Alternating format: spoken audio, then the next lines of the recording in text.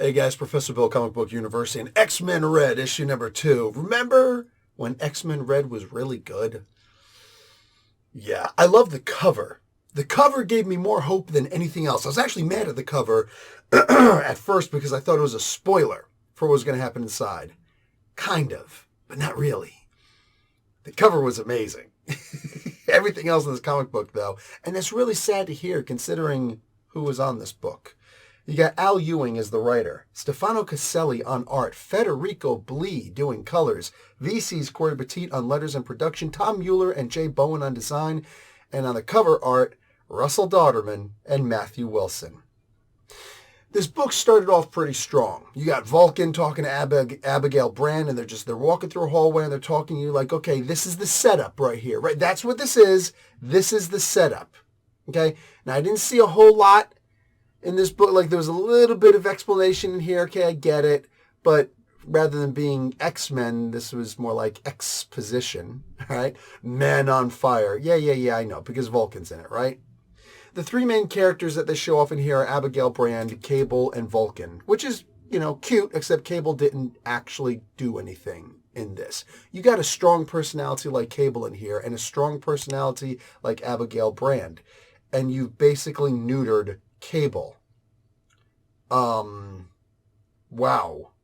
That didn't make any sense to me. That made zero sense to me. So much of this started off right. You had this talk with Vulcan, and then Vulcan is laying there and he's like, I'm an emperor, I'm this, I'm that. Yeah, that was a fun comic book. Emperor Vulcan, it was a fun little time. Okay, that was a long freaking time ago, though, all right?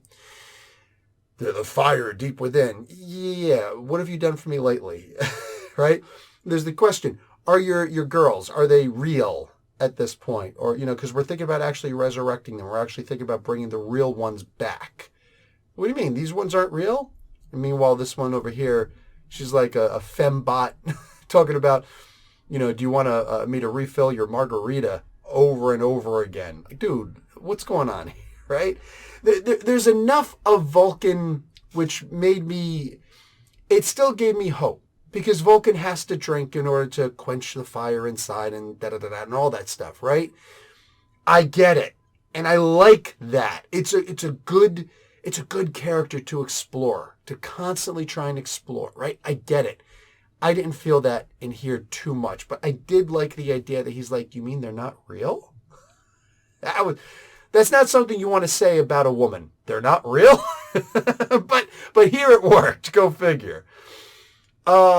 It's then later on the thing with Manifold. The thing with Manifold actually got me because I'm like, okay, this comic book's going to be amazing. Because he's talking to Abigail Brand, and I'm digging it. Like, Abigail has been treated really bad.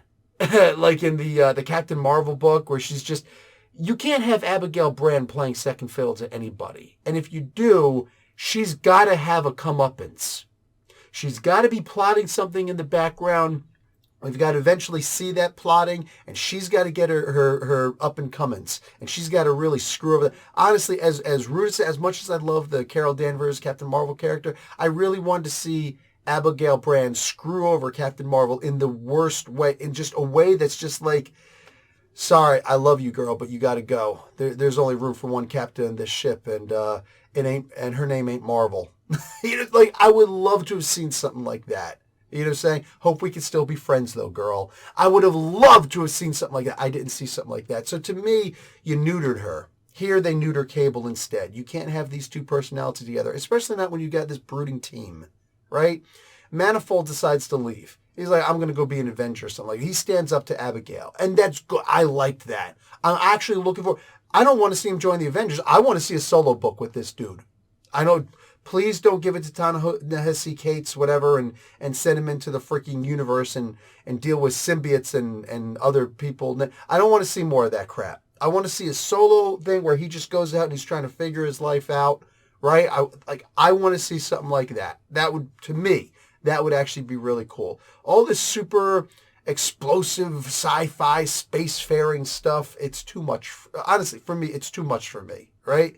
I don't see this going anywhere. Hickman's gone. I thought Ewing could take it up. He's making this stuff especially complicated for no reason. And he's more about the story than he is about the characters. And that's a problem. When you have plot-driven stories instead of character-driven stories, you're not going to keep the audience for very long. I felt like Ewing, of all people, did not understand these characters at all. And that broke my heart. And I know he does understand them, right? But it didn't feel like he did. If I was new to Ewing, I'd be like, this guy doesn't get it. He doesn't get who Storm is. He doesn't get who Magneto is.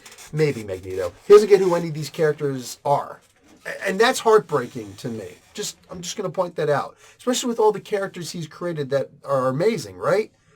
But he's got, like, dude, Liefeld made an amazing X-Force and New Mutants comic book back in the day. Like, he made some amazing stuff that had us all going, holy crap, what is happening here? So much so that him and the rest of the guys at Image, like, they had Eazy-E walked up to him and told him, dude, you're my favorite. You know what I'm saying? Like, that's big. When you got crazy stuff like that happening, all these celebrities from different walks of life, different cultures, different genres coming up to you and just like, dude, you are amazing. I'm saying you could badmouth Liefeld all you want nowadays. I don't get paid for defending the man. But the stuff that he did back in the day, compared to this stuff, especially in comparison, X-Force was hot. This has Vulcan in it, and it's cool, and not in the cool way. They're all broody. They might as well just have random generic X-Man 1, random generic X-Man 2, or Krakoan mutant, whatever the hell you want to call them nowadays. Right? It was so much simpler back then. They only showed 3. They showed Abigail Brand, Cable, and Vulcan in the beginning of this. So even if you're going to tell me, no, Frenzy and some of the other people, they're important. No, they're not. No, they're not. Do not tell me they are. Because they usually show all the characters they're going to put in the book that are important or that you should be paying attention to, good guys and bad guys. They only showed Abigail Brand, Cable, and Vulcan. So don't tell me something differently than what they're telling me in the book. Look, you listen to people tell you who they are, and then you believe them. There's not much else you could do in the world. Maya Angelou, thank you for that. Wow. Cable is just broody. This could have been cool. This could have been something else. When Manifold left, Abigail Brand turns to Cable and says, can you body slide this many people? And he's just like, yeah. And then they go off and they do whatever, and he's broody. And so, okay, she starts giving mission. You start giving mission plans to Cable? Don't tell me who Abigail Brand is, because I'll tell you who Cable is if you do. Like, this is what they do. What could have happened was all that stuff, and she says, Cable, can you body slide for 2? And he comes back with some kind of a really sarcastic quip. You know what I'm saying? Like, do beavers build dams? And then he just turns around, all right, team, on your feet.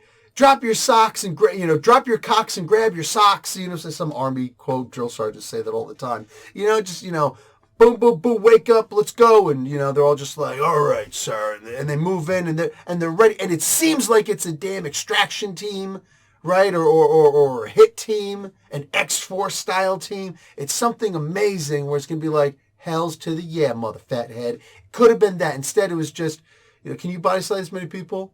Uh-huh. All right, I want you to go and do such and such. And they're just all sitting there brooding.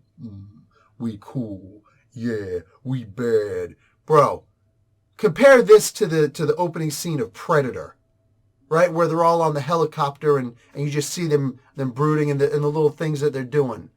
You know what I'm saying? You want some of this? Bunch of slack-jawed losers in here. This stuff will put hair on your chest. You know what I'm saying? You'd be a manly man. Just like me. Like I want to see stuff like the guy shaving, do the dry shaving. I want to see stuff like that, and that's just a bunch of brooding. Bunch of emo, slack-jawed jackasses. That's all I saw. Absolute losers. And most of them got killed in this anyway, so honestly, who cares? Because they're just going to come back. It's like, dude, there's some characters you don't need to bring back. Like, this should be a boring scale. It's like, is this character important enough to bring back? And we just like, oops. We had his card and we, lost his card. I guess he's not coming back. Oh, well. Not going to hurt anybody. They're just going to be in the bar in Krakoa anyways. This was booty. And it only went downhill from there. Dude, I saw the cover of this book, and I got a little bit excited. Because Storm and Magneto show up, and a couple other people show up too. And they're all just doing the super, I am powerful. Look at me doing this, that, and the other thing. This whole book felt like an info dump, which is what kills me. The whole book was nothing but an info dump. And you had Stefano Caselli and Federico Blee killing it in the pages of this book, and I was bored looking at the art. Because everything that they were doing in the book was being told to us by the writer. The artists were trying to tell a story. But the writer is just like, screw you guys. And he's telling us what's happening in the pages. Bro, I've got novels I could read for that. I thought there was going to be an epic fight between Storm and Vulcan in here. I really did. They had a fight. Anybody who tries to put epic on this is sorely simping. They get into with each other, and of course, the freaking info dump, the nonsense. I am an Omega level mutant. You are an Omega level mutant. I control the storm. You control the fire. No shit, bitch. When two powerhouses like this come together for a fight, it is not a it's not a battle of powers. It's a battle of will. And then she's like grabbing him by the throat. Did your willpower grab him by the throat?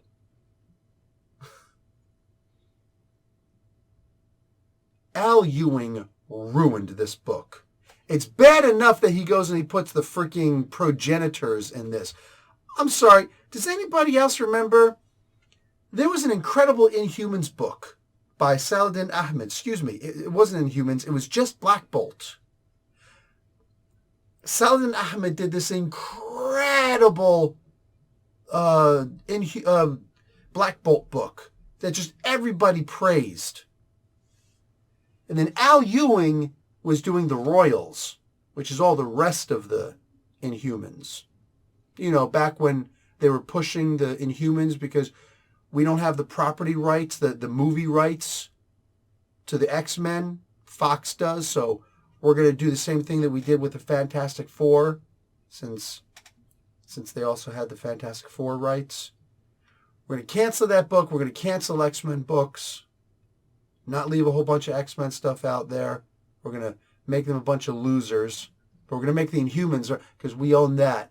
We're going to put out a TV show, and it's going to be amazing! We're partnering with IMAX, guys!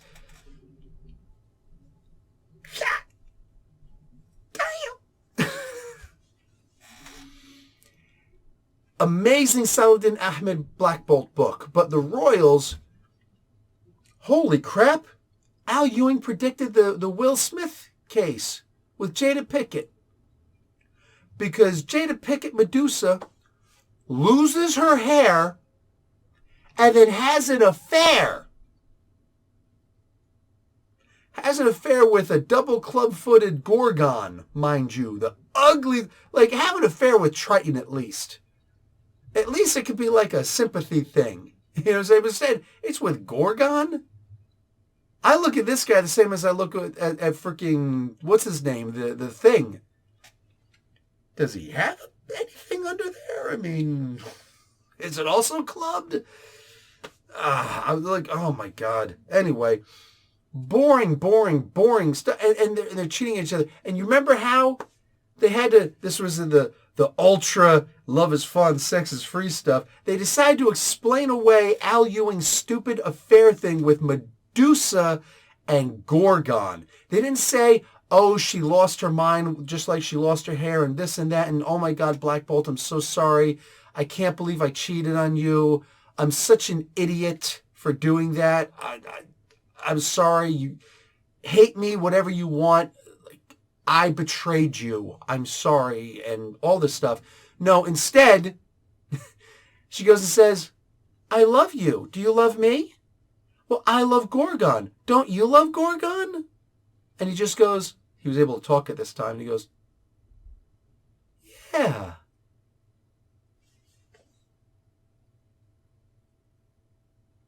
Hey, guys, I love your mom. But so we could just do that from now on? We could cheat on each other? I can't imagine finding some hot little number. Well, I can imagine that. I can imagine doing something like that. But I can't imagine going to my wife afterwards, talk about, listen, I love you. Don't you love me? I love her. Can you imagine? Because I'll tell you exactly what my wife would do. I love Jason Momoa. I'll tell you that right now. Is it going to happen? He's not with his wife anymore, right? Dude, that was stupid. And there's been a lot of stupid things that have happened in comics. This is one of them. I saw this stupid fight between Storm and Vulcan, and I wish that would happen on the cover. It actually happened. Look at what happened on the cover. Storm pulls a blade. She pulls out a little switchblade. Storm went back. You remember back, maybe, I remember, I'm old enough to remember, back in the mid-'80s, Storm lost her powers. Storm was walking the streets running around the streets of Tokyo with Yukio. And she was running around. She had a blade and she was pickpocketing people and getting in all sorts of fights. She lost her power. She was still the leader of the X-Men. She was whooping ass, taking names, and cutting fools. I was expecting, like, you're so, you're as powerful as me, just different things, and like your fire can't penetrate my rain, but my lightning doesn't have any effect on you because of the heat in your heart and blah, blah, blah, blah. But I'll still cut a bitch. Ah! I want to see a Dave Chappelle style, I'm Rick James, bitch, ah, and just cut her, no slap, just like poke him. I wanted to see something like that. I really want to see something like that because that would have been cool. Storm goes old school.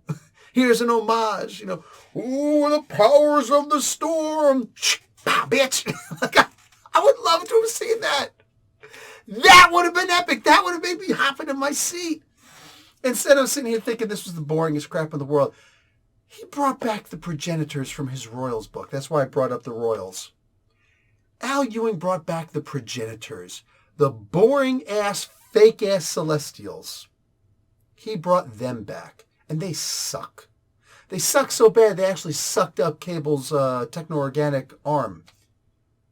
And I'm thinking, well, if they sucked up the techno-organic virus, that means he's unfettered. And then that's what he goes, and then in a lot more, conservation of words, my peeps. That's important, especially in a comic book. Conservation of words. Remember that. There's so much talking in this book. So that when you talk a big game, it's almost like modern day basketball. Back in the day when Bird and Magic used to talk trash to each other and to everybody else, they could back that stuff up. Now every jack-off on the freaking street is trash talking, and some nobody comes up and just dunks in their face and just looks at him and walks away. Which one was big? And meanwhile, the jag-off is still mouthing off. Ah, you got lucky, ah, punk, yeah. Do you know when to shut up? That's exactly what happened here. Cable is just blah, blah, blah, blah, blah, blah, blah. He took my techno-organic virus. I can't take it. I have unfettered telekinesis, and they have to deal with it now. And he doesn't do jack to them. There's a fake sentinel thing on the side. They are a threat. Must eliminate. And they turn him into bones, smoldering bones. What's so special about his bones? Like, they can't get rid of bones? Is it the marrow that keeps them? The calcium? Why is it? Like, this wasn't Wolverine. You could have disintegrated his ass instead of just melting his flesh and sinew. But his bones are still there. Super powerful automatic kill thing. Bones are untouched. Come on. If this was Wolverine, that would make sense. Wasn't Wolverine. It was Cable. And then some other people, too. Let's kill this whole team. I can see why they need Thunderbird in this. I'd actually like to see Thunderbird and Cable go at it with each other. You know, you're not like John. Because I'm not John. You know what I'm saying? I would love to see stuff like that. Or was it James? Crap, I can't remember now. Anyway. I'm not Warpath. I'm Thunderbird. But he's going to have the stupid costume. So I don't want to see him talking tough. I want to see him all turquoisey. What is happening with comic books, guys? What the hell is happening with comic books? I just named 2 ways that this comic book could have been better. I corrected Al Ewing easily without thinking about it. I'm not a comic book writer. I am genuinely saddened by how terrible this comic book was. I don't even want to see issue 3. And I know there are people who they only love the X-Men, and there's some people, like, there's some of those people that anything you give them, they're going to adulterate on. They love anything X-Men that you hand them. Guys, this was amazing. What was amazing? Don't just say it's amazing. Describe what was amazing. Yeah, that was amazing. Stop. I don't need prepositions. Tell me what was amazing about this book. Tell me this. The art was... No. Specifics, not generalities. Specifics. What thing happened in this comic book? Everything happened. You have completely failed. You're never going to convince me that way. Tell me what individual thing happened in this comic book that was great. I'll read it. There was nothing great about this comic book in any way, shape, or form imaginable. I said you had amazing artists on this. They might as well have stayed home. They probably did do this from home. Not my point. They might as well have just not even showed up for work and just make this into an ex-memo. Because I swear to God, the art was not able to help all of the clicking in this comic book. It is heartbreaking. It is heartbreaking. What the hell happened to comic books? I don't know what the agenda is. If Hickman had, and he did, Hickman had an amazing idea. Maybe he should have just done this by himself and told everybody else to F off and just made this the event or whatever that he was going to do and just let it go so that it could just be one mind on this. But you got so many cooks in the kitchen doing all these different works, and all of this is just padding at this point. There's no further reason, as far as I can see, for the X-Men to be doing the things that they're doing. They're just rehashing things that have already happened in the past. Seeing this Days of Future Past thing with Cable being reduced to bone does not have one iota of the impact that the cover of Days of Future Past, the second issue of 2, had back in the 80s. The Trial of Magneto was nothing compared to the original Trials of Magneto. The Mutant Massacre is nothing compared to the original one. The Inferno is nothing compared to the original one. Nothing that they do. You slap an old name on something and try and say, look, we're making it new. Now I know that you've lost everything and you've got nothing. What the hell? If you can't make the X-Men interesting, you do not belong in business. You do not deserve to be in business. All of this stuffing. Look, sometimes you need a little stuffing in a pillow. Could you imagine a pillow that's perfectly round and hard because you stuffed so much stuffing in there that it's like sleeping on a ball of solid rubber, like industrial rubber? Still a pillow. It's still technically called a pillow. That does not have pillow qualities. This is still technically called the X-Men. This has 0 X-Men quality in it. 0. This is not the X-Men. These are Skrulls. We're trying to make you hate the X-Men. That's what this is. It's got to be. There's nothing fun about this. There's nothing plot-driven, interesting about this. I don't know where they're going with any of this nonsense. Colonizing Mars.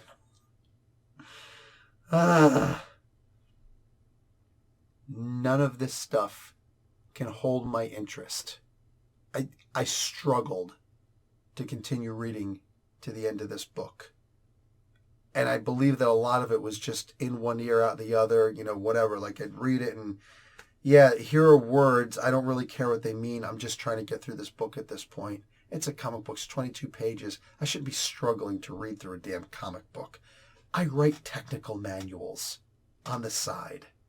And I'm bored reading an X-Men comic book.